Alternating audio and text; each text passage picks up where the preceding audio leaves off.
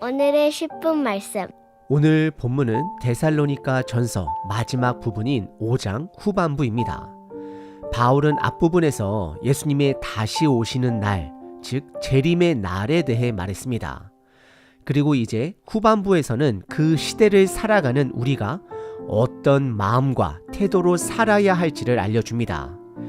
이 말씀은 그냥 조언이 아니라 마지막으로 꼭 기억해야 할 중요한 권면이 됩니다. 데살로니가 교회는 그 시대에 보기 드문 건강한 교회였습니다. 반면에 고린도 전서에서는 바울이 고린도 교회 안에 여러 문제들을 지적하고 나중에 다시 가서 그 문제들을 정리하겠다라고 말합니다. 하지만 데살로니가 교회에게는 그렇게 하지 않습니다. 그 교회는 문제보다 더 깊은 거룩한 삶으로 나아가야 할 때였기 때문입니다.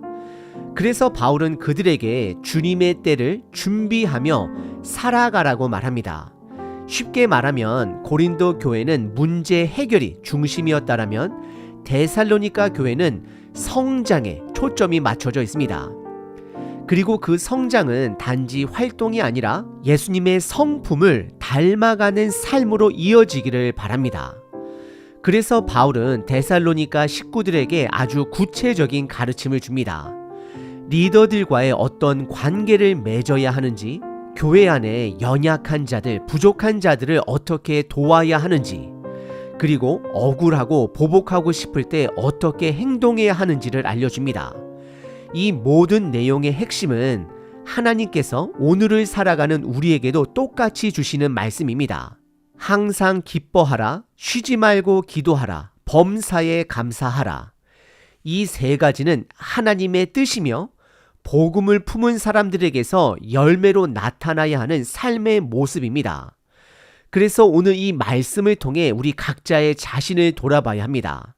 여러분들은 예수님의 성품을 닮아가고 계신가요? 하나님의 뜻이 우리 일상 속에 드러나고 있으신가요? 오늘 본문을 정리하면 크게 두 가지로 나눌 수 있습니다. 첫 번째는 마지막 거룩에 대한 권면이고, 두 번째는 사도 바울의 마지막 축복 기도입니다. 첫 번째 본문은 마지막 권고입니다. 12절부터 22절입니다. 이 안에는 세 가지 아주 구체적인 권면이 담겨 있습니다. 첫 번째는 리더들과의 관계입니다. 12절과 13절입니다. 지금도 그렇고 예전에도 그렇고 항상 교회 안에서 가장 많이 말이 나오는 주제는 리더에 대한 이야기, 연약한 사람들에 대한 이야기입니다. 바울은 데살로니가 교회 식구들에게 리더들과 사이좋게 지내야 한다라고 말합니다. 여기서 말하는 리더는 권력자가 아닙니다. 12절 말씀처럼 주 안에서 너희 가운데 수고하고 너희를 다스리며 권면하는 자들이라고 말합니다. 즉 수고하는 가운데 주님의 뜻 가운데서 가르치고 돌보는 섬김의 자리입니다. 리더는 세상 권력으로 힘을 쓰는 자가 아니라 헌신하는 자리가 됨을 간접적으로 드러냅니다. 그래서 13절에 그들의 역사로 말미암아 사랑 안에서 가장 귀히 여기며 너희끼리 화목하라라고 말합니다. 지금 시대는 솔직히 존경할 리더도 잘 보이지 않고 리더를 존중하는 분위기도 많이 사라졌습니다. 하지만 성경은 리더를 통해 세워지는 사랑의 질서를 회복하라고 말합니다. 그리고 이어지는 두 번째 권면은 14절과 15절에 연약한 사람들에 대한 태도입니다. 바울은 이어서 말합니다. 14절에서 게으른 자들을 권면하며 마음이 약한 자들을 격려하고 힘이 없는 자들을 붙들어주며 모든 사람에게 오래 참으라고 말합니다. 한마디로 정리하면 빨리 고치라고 다그치지 말고 기다려 주라는 말입니다. 사람마다 성장의 속도가 다르기 때문입니다.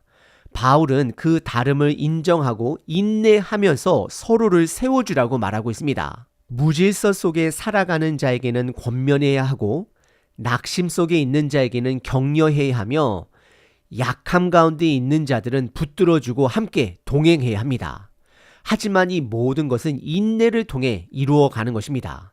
그리고 세 번째 권면은 15절입니다. 삼가 누가 누구에게든지 악으로 악을 갚지 말게 하고 서로 대하든지 모든 사람을 대하든지 항상 선을 따르라. 교회 생활을 하다 보면 미운 사람이 반드시 생깁니다.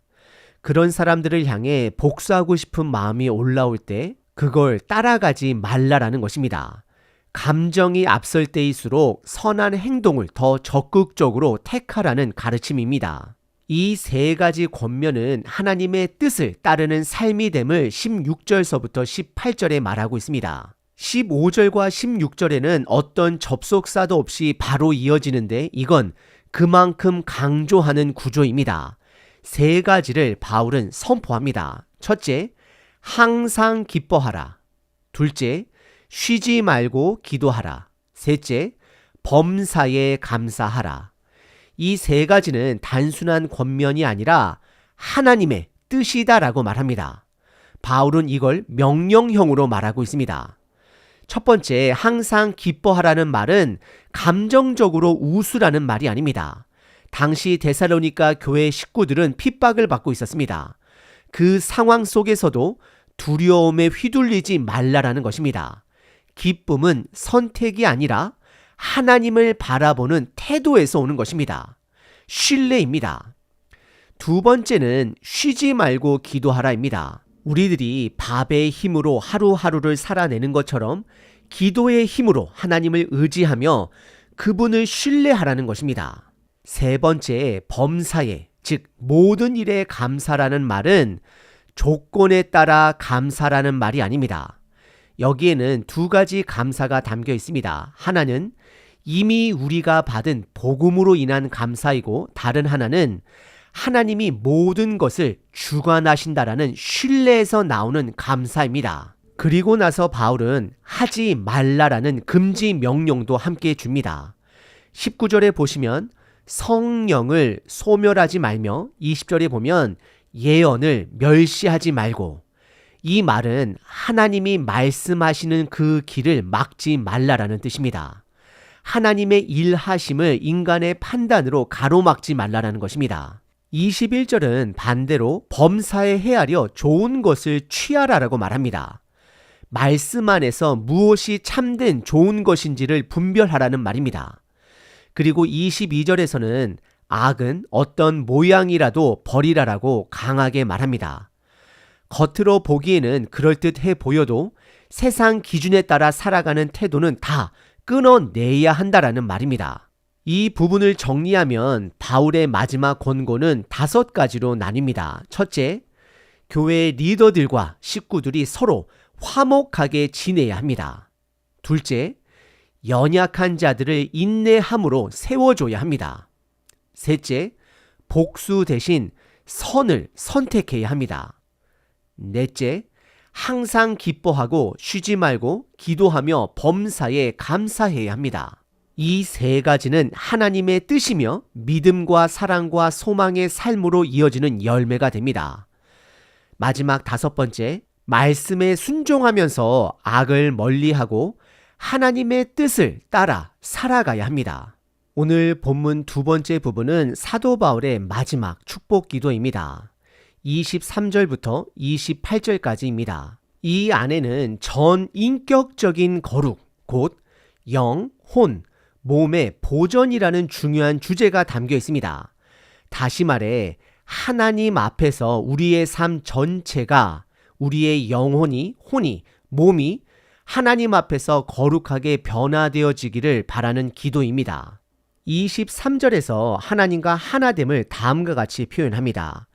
평강의 하나님이 친히 너희를 온전히 거룩하게 하시고 또 너희의 온 영과 혼과 몸이 우리 주 예수 그리스도께서 강림하실 때에 흠없게 보존되기를 원하노라.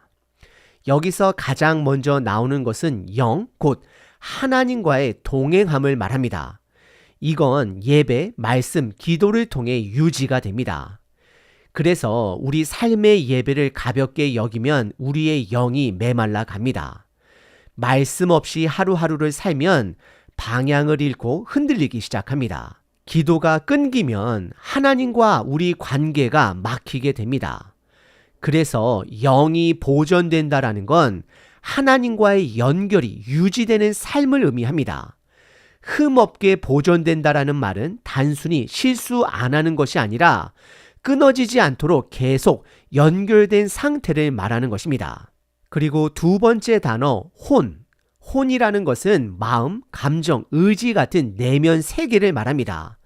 바울은 이 혼을 어떻게 보존할 수 있을지 이미 16절서부터 18절에서 말해줬습니다.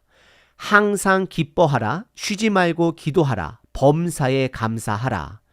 이 세 가지는 단순한 세상 덕목이 아니라 내면을 건강하게 세우는 영적 훈련이 되는 것입니다. 요즘 우리는 너무 쉽게 낙심하고 불안에 휩싸입니다. 그럴수록 바울이 말한 이 세 가지 훈련은 더욱 중요합니다. 감사는 낙심을 다루는 도구입니다. 기쁨은 불안을 밀어내는 힘이 됩니다. 소망은 무너진 마음을 다시 세우는 지렛대가 됩니다. 혼이 보존된다라는 건 감정에 휘둘리지 않고 복음 안에서 생각과 태도를 조절할 수 있는 힘을 기르는 것입니다. 세 번째는 몸, 육체입니다. 절제와 정결, 안식으로 지켜가는 생활입니다. 몸도 흠없이 보존되어야 합니다. 우리 육체가 망가지면 영과 혼도 함께 약해집니다. 그래서 오늘날 우리가 가져야 할 자세는 다음과 같습니다. 절제 있는 식습관과 생활 습관입니다. 잠을 포함한 핸드폰을 사용하는 모든 습관을 포함합니다. 정결한 시선과 행동이 있어야 합니다. 그리고 충분한 쉼과 안식이 필요합니다. 이건 단순한 건강 관리가 아닙니다. 거룩한 삶의 리듬을 만들어가는 것입니다. 바울이 말한 거룩은 단지 종교적 의무가 아니라 영, 혼, 몸이 함께 하나님의 뜻 안에서 조율되어 가는 과정입니다. 성화는 성장되어져 가는 그 과정은 단순히 죄짓지 않게 되는 것이 아니라 전 인격적인 회복과 통합의 여정이 되는 것입니다. 그리고 이어지는 24절에 바울은 이렇게 말합니다. 너희를 부르시는 이는 미쁘시니 신실하시니 그가 또한 이루시리라. 이 성화의 길을 우리 인간의 힘으로 다 해야 한다라고 오해하지 말라라는 것입니다. 하나님이 시작하셨고 하나님이 끝까지 인도하실 것입니다. 25절에서 바울은 데살로니가 식구들에게 자신과 복음의 팀을 위해 기도해달라고 요청합니다. 이건 한 방향의 헌신이 아니라 서로가 서로를 위해 영적인 싸움을 싸우고 있다는 것을 말합니다. 26절에서는 입맞춤으로 인사하라고 합니다. 요즘 문화와 다르긴 하지만 이건 단순한 인사를 넘어 복음 안에서 하나된 가족임을 표현하는 행동입니다. 27절에서는 이 편지를 교회 모든 식구들이 꼭 들을 수 있도록 읽어주라고 구체적으로 말하고 있습니다. 말씀은 일부만 아는 게 아니라 모든 이가 함께 들어야 하는 것이기 때문입니다. 그리고 바울은 28절에 축복하며 편지를 마무리합니다. 우리 주 예수 그리스도의 은혜가 너희에게 있을지어다. 결국 모든 건 하나님의 은혜 안에서 이루어집니다. 성화도 거룩도 회복도 우리가 애써서 도달하는 것이 아니라 은혜로 반응하며 살아가는 긴 여정이 됩니다. 정리하면 다음과 같습니다. 우리들의 영은 예배, 말씀, 기도를 통해 하나님과 동행함을 유지하게 합니다. 혼은 감사와 기쁨, 소망을 훈련함으로써 낙심과 불안함을 다스려야 합니다. 몸은 절제와 정결, 안식으로 쉼으로 거룩한 리듬을 유지해야 합니다. 결국 성화라는 건, 성장이라는 건 전인적인 프로젝트가 되는 것입니다. 삶 전체가 하나님의 손 안에서 조율되고 회복되어 가는 과정이 되는 것입니다. 오늘 본문 바울은 처음엔 리더들과의 관계, 그리고 데살로니가 식구들 안에 있는 연약한 사람들을 어떻게 대해야 할지를 이야기했습니다. 또 억울함 속에서도 보복하지 않고 선으로 살아가야 한다라는 말씀도 들었습니다. 처음엔 그게 다 우리들의 힘으로 해야 하는 도덕적 책임감으로 느껴질 수 있습니다. 하지만 바울은 그런 윤리적인 의무를 말하는 게 아닙니다. 모든 태도의 바탕에는 하나님의 뜻이 있었습니다. 그 뜻이 바로 16절서부터 18절까지입니다. 항상 기뻐하고 쉬지 말고 기도하며 범사에 감사하라입니다. 이 세 가지는 단순한 행동 지침이 아니라 내면과 삶 전체를 하나님 쪽으로 방향을 잡게 해주는 훈련이 되는 것입니다. 그리고 이 뜻을 따라 살아가다 보면 우리의 믿음만 자라나는 게 아니라 마음과 몸까지도 거룩해지기 시작할 것입니다. 이게 바로 전인적인 성화입니다. 우리 삶의 모든 부분이 성장하는 것입니다.